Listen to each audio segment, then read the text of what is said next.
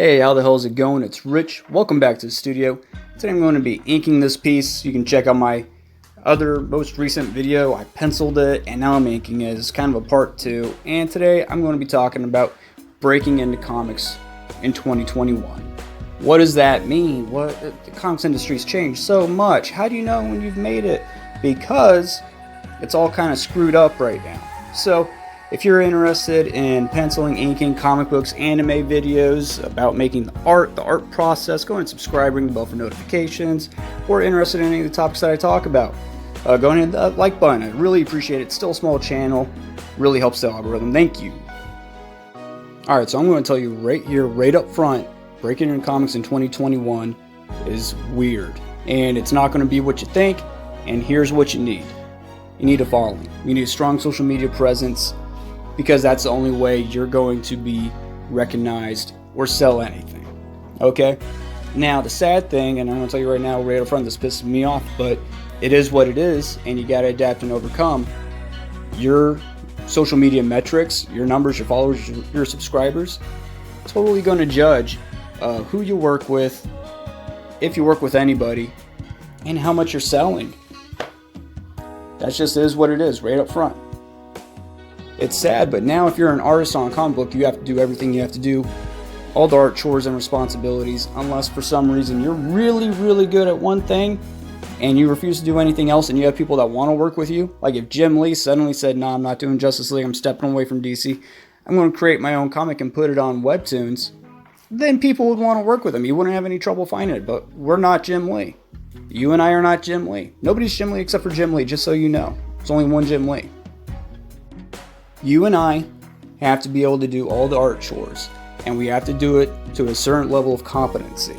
And then you have to write your own story too, unless there's a writer you want to work with. Now, they're probably going to want to work with somebody that's on the same level as them, either, art-wise, proficiency-wise, or social media-wise, because they're going to want to sell and they're going to want to advertise and get as many eyes on that comic as possible, whether that's Webtoons or crowdfunding.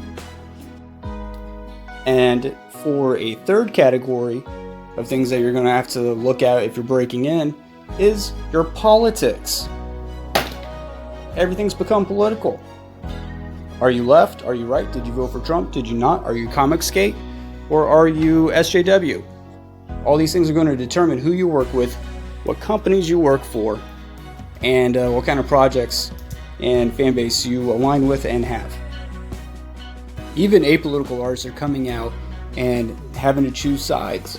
Even ones that refuse to choose sides, like they're just in the middle, and they aren't even saying anything. You can just see from what they're doing, the projects they're making, and who they interact with.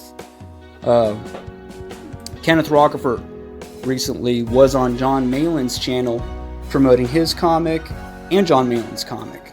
And it's like, whoa, Kenneth Rockefeller, I haven't heard anything about him being political. And if you don't claim something, that's going to determine who you work with. Any statement you make on social media can be twisted and turned into one thing or the other, and you might get canceled. Or you can be canceled for working with somebody that said something. That's going to be really, really tricky. So, all something to think about. And that's probably going to determine whether people work with other creatives.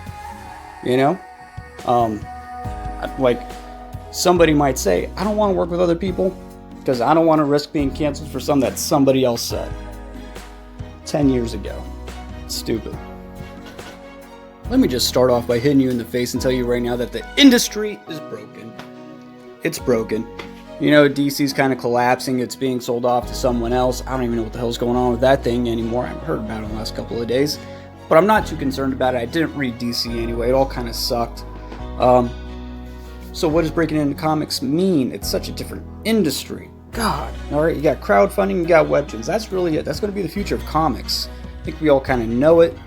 Obviously Spider-Man and Superman, those legacy characters are not going to go away, but they're owned by DC and Marvel. And they're owned by Disney and Warner Brothers? Now it's AT&T, I don't know, being sold. So, whatever, they're owned by other people, They're just being used for their IP to sell merch and movies and animation. That's what it's all about for those companies. They're on a different level. They aren't selling little floppy comics anymore. So if you are trying to break into comics today and you want to be a comic book artist or writer, some of this might be applicable to you. What does that mean? What does that look like? Let me tell you right now, I'm not happy about it, but it is what it is. Don't hate the game, because the game is the game. You just embrace it and you try to work within it, right? Adapt and overcome. Let me tell you right now, this is all kind of my theory, my hypothesis, but if you just look at the patterns and project out, this is where it's going. It's all going to digital, right? For the most part. A lot of people still like physical copies. I'm not saying physical copies are ever going to go away, but Webtoons is a new platform. It's going to become, the new Marvel, and Tumix is probably going to be like the new DC or something. It's adapting, it's changing. So let's talk about what it takes to be a comic book artist now and going forward. Not too long ago, to be a penciler artist in comic books, there were 3 things you needed.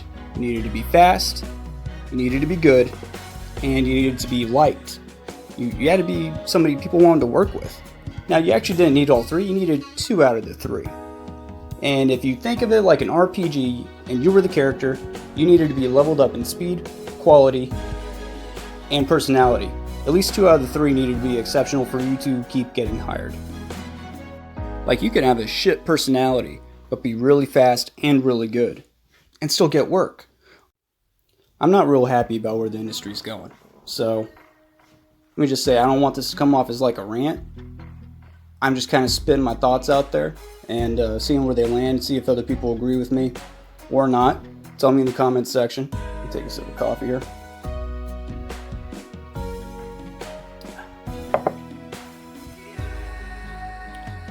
So, 2021, what does it take to break into comics? Well, as I said, breaking in is subjective. Success is subjective. Anybody can scribble a comic real quick and post it on Webtoons. So, what does it mean to be successful now?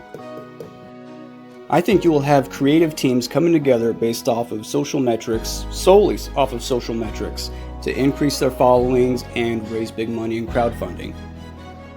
I guess that's good for the writer and artist to generate even bigger crowdfunding campaigns. But how sad is that? That's going to be the future of the industry. You have to be popular in order to get a job. It's like high school never ends, man. High school never ends. It's all about networking, who you know, and being popular. Very little is based on actual competency. Now, if you're an adult and you've worked in the real world for a while, you know this is the truth. I mean, tap that like button if you feel me right now. There are some people in charge at your work that you know are just assholes and don't care about anybody that works under them or don't know what they're doing. We all know this is real.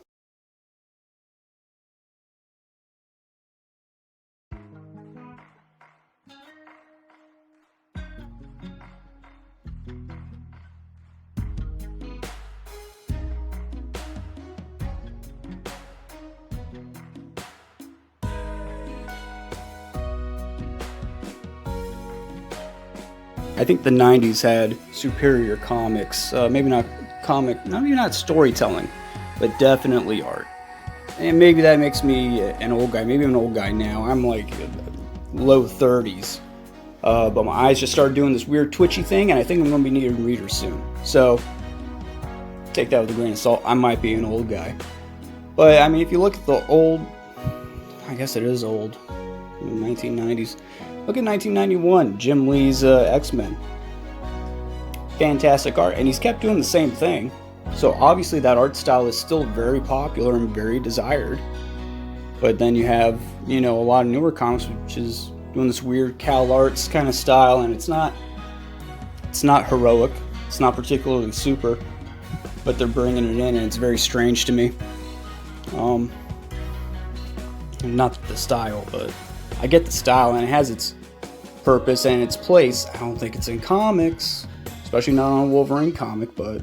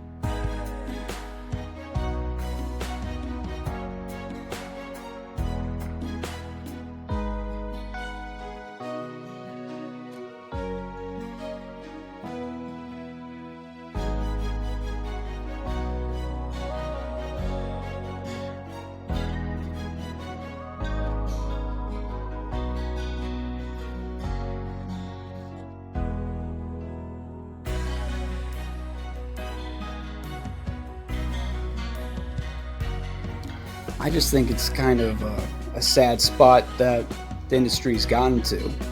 I don't think those social media metrics should determine who you work with or what jobs you work on. You know, that makes sense that, you know, you want popular people on, you know, maybe low selling titles to boost them up.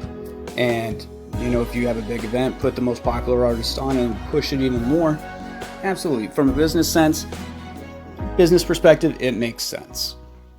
If you're an indie comic artist trying to break in, it almost hurts you. But it'll help people that are really good at social media and suck at art. You know, it's almost like rewarding people for not working on their craft and spending too much time on Twitter. That's almost what it's like. So, this is just my perspective, my hypothesis. Tell me if you agree or not down in the comment section. Subscribe, ring the bell for notifications. I really appreciate you guys being here listening to my bullshit. Yeah, so this is me, inking the Rhino. I did some perspective stuff. I suck at perspective, but 1 point perspective I can do just fine. Trying to come up with some decent backgrounds here. Let me know what you guys think. And yeah, I'll see you guys in the next video. Thank you.